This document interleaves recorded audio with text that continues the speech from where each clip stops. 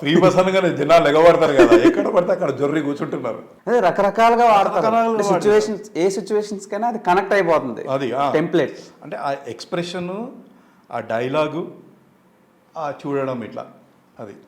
Even క్రికెట్లో కూడా ఐపీఎల్లో తక్కువ బాల్లో సెంచరీ చేసిన దానికి కూడా అతని హీరో ఆ బ్యాట్స్మెన్ ఫోటో పెట్టేసి అలా ఎలా పెట్టారా? తర్వాత ఎవరో 5 అమ్మాయిలు ఒకరిని రేప్ చేస్తే అలా ఎలా చేశారా? ఇంకో హైలైట్ ఏంది తెలుసా, పంజాబ్లో రాజస్థాన్లో ఒక టోల్ గేట్ పెట్టినారు. అవును, దానికి కూడా వాడుకున్నారు. ఒక డూప్లికేట్ టోల్ గేట్ పెట్టి కోట్ల రూపాయలు స్కామ్ చేసినారు. అలా ఎలా పెట్టారు? అదే ప్రతి సర్ప్రైజ్ ఎనీ వింత జరిగినప్పుడు మీరు ఆటోమేటిక్గా వచ్చేస్తారు. నన్ను వాడేసుకున్నారు అనమాట. సో అది మీకు హెల్ప్ అయిందా, మైనస్ అయిందా? దానివల్ల మీకు ఏమైనా ఆఫర్లు వచ్చినాయా? దానివల్ల ఆఫర్స్ రావు, మీమ్స్ తోటి ఎవరు వస్తారండి ఆఫర్స్? అంటే రికగ్నిషన్ వచ్చింది యాక్చువల్గా. రికగ్నిషన్ వస్తే ఓకే ఫైన్, నేను అనుకునే రికగ్నిషన్ దేవుడు నాకు ఈ విధంగా రికగ్నిషన్ ఇచ్చిందని అనుకోని నేను సంతోషపడతాను. ఇప్పుడు నేను అనుకున్న రికగ్నిషన్ ఇప్పుడు మొదలవుతుంది, మొదలైంది. ఇప్పుడు వరకు మీ సినిమాల్లో 15 ఫిలిమ్స్ కోసం డిస్కస్ చేసాము అప్రాక్సిమేట్లీ. రిమైనింగ్ ఫిలిమ్స్ ఒక 3 ఫిలిమ్స్ చెప్తాను. ఆ 3 ఫిలిమ్స్లో మీకు బాగా నచ్చిన సినిమా, బాగా ఎంజాయ్ చేసిన సినిమా ఏంటో చెప్పండి. తడాకా, బాయ్, లౌక్యం. తడాకా అండ్ లౌక్యం రెండు ఎంజాయ్ చేశాను నేను. తడాకా డాలీ గారు డైరెక్టర్, దానికి అతను వివి వినాయక్ గారి డైరెక్షన్ స్టోరీ డిపార్ట్మెంట్. అతను ఈజ్ ఏ అది తమిళ మూవీ రీమేక్, అది highly educated person, US return అనుకుంటా నాకు తెలిసి. డాలీ గారు మన బెల్లంకొండ సురేష్ గారిది ప్రొడక్షన్ అది. అవును, నాగ చైతన్య, సునీల్ హీరో ఇద్దరు. అప్పుడు నాకు లాంగ్ హెయిర్, బాగా హెవీ బియర్డ్ అదంతా ఉండేదన్నమాట. అతనికి వెళ్తే అదే సేమ్ అతను రమణ అని కో డైరెక్టర్ ఉండే. డాలీ గారు చూసి అన్నారు, ఇది రెగ్యులర్ గెటప్ నీది, ఎక్కడ చూసినా ఇదే ఉంది గెటప్, కొంచెం దీన్ని మారుస్తామన్నాడు. ఓకే సార్ మీ ఇష్టం, నేను ఆర్టిస్ట్ని, మీరు ఎలా అంటే ఆ గెటప్ చేసుకుంటాను, హెయిర్ అంటే అతను అన్నాడు గుండు చేసుకో అన్నాడు. అని అప్పుడే ఫోన్ చేసి అతను డిజిటల్ పర్సన్కి ఫోన్ చేస్తే అతను నా ఫోటో పంపించగానే 10 మినిట్స్లో ఒక ఫోటో పంపించినాడు, నాది గుండుతోని మార్ఫింగ్ చేసి ఒక గెటప్ పంపించినాడు అనమాట. ఇది చేసుకుంటావా అన్నాడు. ఒక సెకండ్ ఆలోచించిన, ఇంత లాంగ్ హెయిర్ ఉన్నది, ఇంత హెవీ గడ్డం ఉన్నది, ఇంత కేర్ తీసుకొని ప్రేమగా పెంచుకున్న జుట్టు, ఇక్కడేమో క్యారెక్టర్ బాగుంది అంటాడు. ఫస్ట్ క్యారెక్టర్ ఎలా ఉంటుంది సార్ క్యారెక్టర్ మీరు చెప్పండి ట్రూత్ఫుల్గా అన్నాను. బాగుంటుంది, నీ క్యారియర్కి యాడ్ అవుతుంది అన్నాడు. ఓకే సార్ చేసుకుంటాను అన్నాను. సో ఆ ఫిలింకి నేను ఫస్ట్ టైం గుండు చేసుకున్నాను, తడాకా.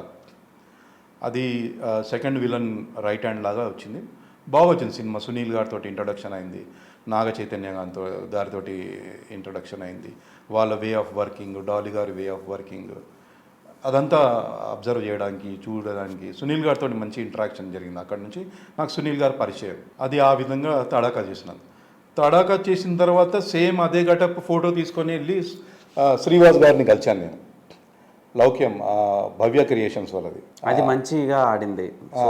లౌక్యంలో అప్పటికి జుట్టు పెరిగింది మళ్ళీ నాకు. పెరిగిన తర్వాత శ్రీవాస్ గారు అన్నారు, గుండు చేసుకుంటావు, నాకు ఈ గెటప్ కావాలన్నాడు. చేసుకుంటాను సార్, క్యారెక్టర్ బాగుంటే చేసుకుంటానంటే, నీ క్యారెక్టర్ బాగుంటుంది వెళ్ళు అన్నాడు. చేసుకుంటానంటే మళ్ళీ ఆ సినిమాకి కూడా గుండు చేసుకున్నాను. అది మంచి వర్కౌట్ అయింది క్యారెక్టర్. తర్వాత క్లైమాక్స్లో రకుల్ ప్రీత్ సింగ్ని తీసుకొని మళ్ళీ పార్టీ మార్చడం అవన్నీ జరిగింది. సేమ్ మళ్ళా లౌక్యంలో చేసుకున్న గుండు ఆ ఫోటోని కొరటాల శివ గారి దగ్గరికి ఇచ్చాను నేను, జనతా గ్యారేజ్. ఆయన కూడా అదే అన్నారు, ఈ గెటప్ బాగుంది, నువ్వు చేసుకుంటావా అన్నాడు. చేసుకుంటాను సార్ అన్నాను. క్యారెక్టర్ బాగుంటుందా అంటే ఉంటుంది, హీరో ఎంబడి ఉంటుంది జనతా గ్యారేజ్.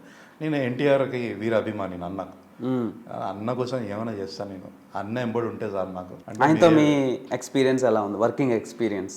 అన్న ఈజ్ అన్ ఎక్స్ట్రాడినరీ పర్సన్.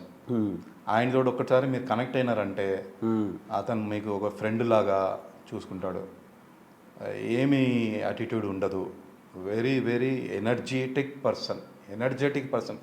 ఆయన యూనిట్లో వచ్చినారంటే ఆ ఎనర్జీ ఆటోమేటిక్ వచ్చేస్తుంది అందరికి వచ్చేస్తుంది. స్పాట్ బాయ్ నుంచి డ్రైవర్ దగ్గర నుంచి డైరెక్టర్ వరకు అందరు ఎనర్జెటిక్ అయిపోతారు. మంచి మనిషి. మేము ఇలానే జస్ట్ నేను, అన్న, బెనర్జీ గారు, బ్రహ్మాజీ గారు, అందరం మా టీం, మా మెకానిక్స్ టీం అందరం కూర్చొని ఏదో జోకులు, 8 మెంబర్స్ ఉంటారు, 7 ఉంటాం, జోకులు వేసుకోవడం, మాట్లాడడం, అదంతా ఇట్స్ ఇన్వాల్యుబుల్ ఎక్స్పీరియన్స్. అది నా పూర్వజన్మ సుకృతం అనుకుంటా నేను అన్నతోటి జనతా గ్యారేజ్ చేయడం. తర్వాత కలిసారా? కలిసాను తర్వాత. ఇన్ఫ్యాక్ట్ సినిమా రిలీజ్ అయిన తర్వాత కూడా అన్న ఒకనొక ఇంటర్వ్యూలో నన్ను అప్రిషియేట్ చేసినారు. యాక్చువల్గా మున్సిపల్ ఆఫీస్లో సంతోష్ ఇంటరాక్షను, సంతోష్ ఎక్స్ప్రెషను, అల్మార్ పడుతుంటే తను ఇట్లా హోల్డ్ చేసి, అది అన్న ఈజ్ ఎ లెజెండ్. అన్న ఆయన అట్లాంటి పర్సన్ నాకు ఒక మెచ్చుకున్నాడంటే మనకు ఆర్టిస్ట్గా ఇంకేం కావాలని చెప్పాను. సో అదొక చాలా హ్యాపీగా ఫీల్ అవుతాను నేను. అది ఒక అవార్డు లాగా ఫీల్ అవుతాను నాకు. ఇన్ని సినిమాలు చేసిన తర్వాత నేను నా డ్రీమ్ యాక్టర్ ఈయనతో కలిసి పని చేయాలరా అని అనిపించిన యాక్టర్ ఎవరైనా ఉన్నారా ఇంకా పెండింగ్లో? నేను ఈయనతో చేస్తే బాగుంటుందిరా అనిపించే యాక్టర్ పెండింగ్లో అంటే యాక్చువల్గా ఇప్పుడు నేనే ఆ రేంజ్కి ఎదగాలని ఉంది నాకు. అవునా? సరే, నేను యాక్చువల్గా నాకు ఇష్టమైన యాక్టర్ అన్న ఎన్టీఆర్తో చేశాను నేను. మహేష్ బాబు గారితో చేశాను, రవితేజ గారితో చేశాను, బాలయ్య బాబు గారితో చేశాను, కళ్యాణ్ రామ్ గారితో చేశాను, సుధీర్ బాబు, నాని, వీళ్ళందరితో చేశాను ఆల్మోస్ట్. ఇప్పుడు నాకు విక్రమ్ కూడా చాలా మంచిగా అనిపిస్తాడు. విక్రమ్, మన చియాన్ విక్రమ్. అండ్ లక్కీగా ఏంటంటే ఇది యాక్చువల్గా నేను ఎవరికి చెప్పుకోలేదు, పొన్నియిన్ సెల్వన్ సినిమా కూడా చేశాను నేను. ఓకే, మణిరత్నం గారిది. ఎక్కడ జరిగింది అది? ఆర్ఎఫ్సీలో జరిగింది. ఓ రోజు సారథి స్టూడియోస్లో ఆడిషన్ జరుగుతుందని చెప్పేసి పిలిస్తే వెళ్ళాను నేను. వెళ్తే అక్కడ కొన్ని వందల మంది జనాలండి.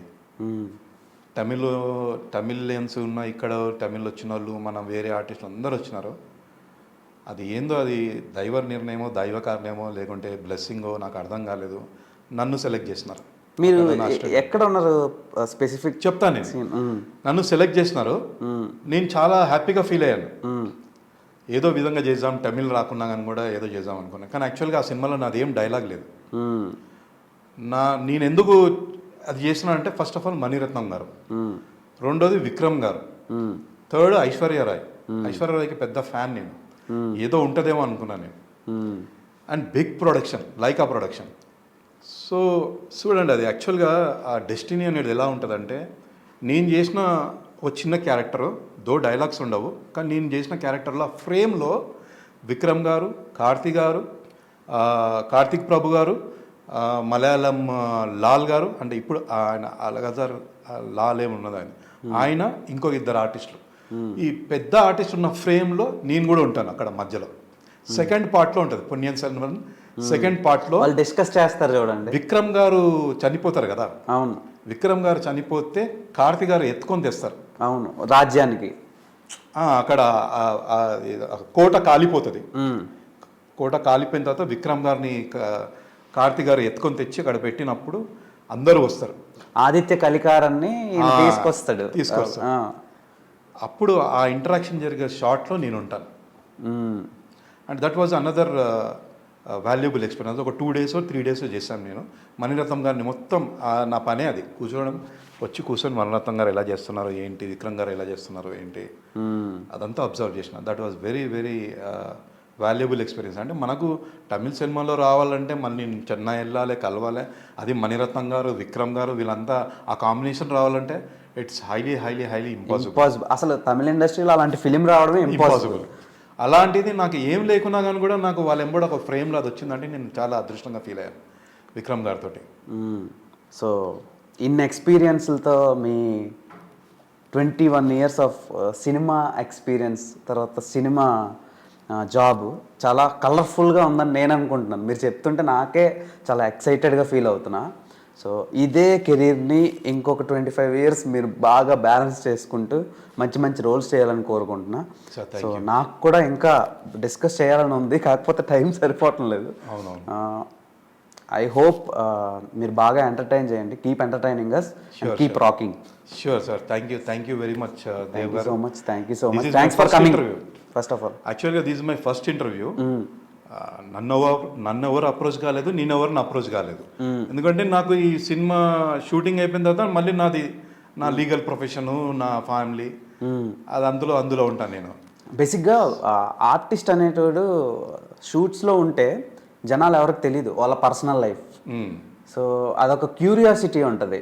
కామన్ ఆడియన్గా యాజ్ ఏ ఆడియన్గానే నేను కూడా మిమ్మల్ని అప్రోచ్ అయ్యాను. అవును. సో ఇంత అచీవ్ చేసాడు ఈయన, ఎందుకు అలా ఉండిపోవడం, ఒక్కసారి మా ఆడియన్స్ కూడా నేను ఇంట్రడ్యూస్ చేద్దామని చెప్పి నేను మీకు ఇన్వైట్ చేశాను.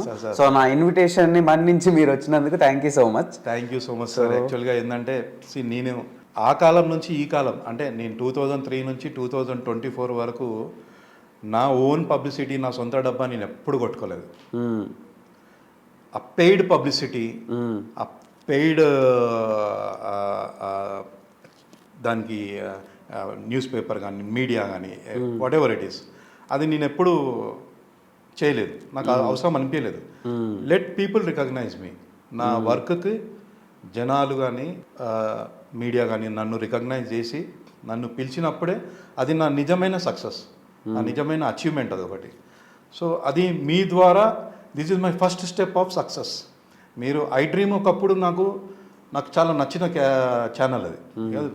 ఇప్పుడు ఏ విధంగా అయితే మల్టిపుల్ ఛానల్స్ వచ్చి ఇంటర్వ్యూస్ అవి చేస్తున్నారో, దాన్ని క్రియేట్ చేసింది ఐ డ్రీమ్ వాళ్ళే. వాళ్ళ త్రూ నాది ఫస్ట్ ఇంటర్వ్యూ బయటకు వచ్చిందంటే నేను చాలా హ్యాపీగా ఫీల్ అవుతున్నాను. అది నాకు ఒక one of the stepping stone to success అంటాను.